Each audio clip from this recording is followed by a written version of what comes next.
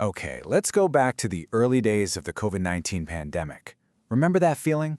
On top of the health crisis itself, we had this information crisis. It was a total tidal wave of new research papers, what people started calling an infodemic, and it was just burying doctors and scientists every single day. Trying to find one life-saving clue in that storm of data, a monumental challenge. Seriously, just put yourself in their shoes for a second. You're a frontline doctor, you're a policymaker trying to make the right call. How in the world do you sift through this mountain of information, a mountain that's growing by thousands of papers every week, to find that one piece of evidence that could literally change treatments and save lives? It was a race against time, and the stakes couldn't have been higher. Well, a major study published in the Journal of Clinical Epidemiology decided to dig into that exact question. They looked at nearly 4,000, that's right, 39.99, systematic reviews on COVID-19 to see what tools researchers were actually using in the heat of the battle. Now, before we go any further, what exactly is a systematic review? You can think of it as the Supreme Court of medical evidence. It's the gold standard.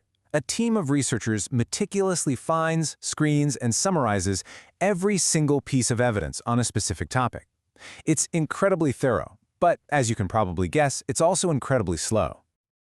Yeah, and the traditional way of doing this is a huge manual effort. I mean, you've got teams combing through different databases, reading thousands of titles and abstracts, then hunting down the full papers, pulling out the data, and finally trying to write a summary that makes sense of it all. In a fast-moving pandemic, this process was just way too slow to keep up. So, what could possibly speed this whole thing up without sacrificing quality? Well, this is where artificial intelligence comes in. The idea was that AI could act like a super-powered research assistant, automating the really tedious, time-consuming parts, like screening thousands of articles to find just the relevant ones. And that leads us to the central mystery of this whole thing. We had this incredibly powerful tool, right? It was available during the most urgent public health crisis in a century. So the big question the researchers wanted to answer was, did the scientific community actually use it? And the answer is just staggering. Get this. 99.3% of those nearly 4,000 reviews did not use any AI tools at all. Less than 1%, just a tiny 0.7%, took advantage of this technology. It was almost completely ignored.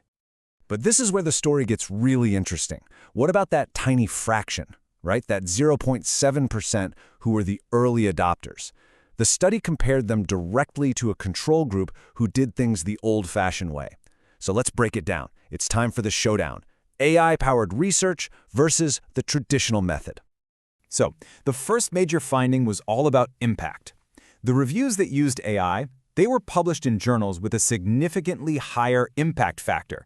We're talking a median of 8.9 versus just 3.5 for the control group. In simple terms, that means their work was getting into more prestigious, more influential publications, where it was way more likely to be seen and acted upon. And how they do it? Well, a big part of it was just pure efficiency. On average, each author in the AI group screened over 300 abstracts.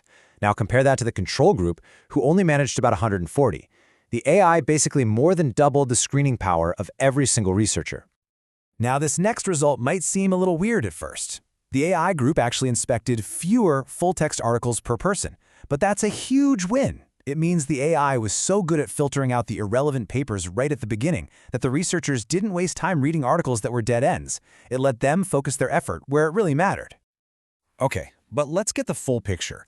AI wasn't a magic bullet for everything. The study found no statistically significant differences in a few key areas.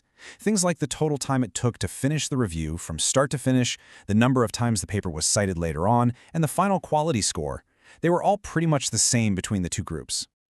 All right, so we've seen the evidence, right? The big wins for AI in impact and efficiency, and also the areas where it didn't really make a difference. So, what's the final takeaway here? What's the verdict on how this powerful tool actually performed when it was put to the test? I think the study's own conclusion really just says it all, loud and clear. Quote, AI was an underutilized tool in COVID-19 systematic reviews. Its usage was associated with more efficient screening of literature and higher publication impact. So let's just boil this all down. The bottom line is this. AI was shockingly rare, barely used. But for the very few who did use it, it made their work more efficient and more impactful. And this isn't about AI replacing scientists, it's about empowering them, giving them a better tool for the job. And the study basically argues that unlocking this potential needs to be a major priority for the future. Which leaves us all with a final, really crucial question. We've seen the data, we know what this tool can do when it's actually given a chance. So for the next pandemic, the next global crisis that demands fast, reliable answers from a mountain of data, is AI the secret weapon that's been hiding in plain sight all along?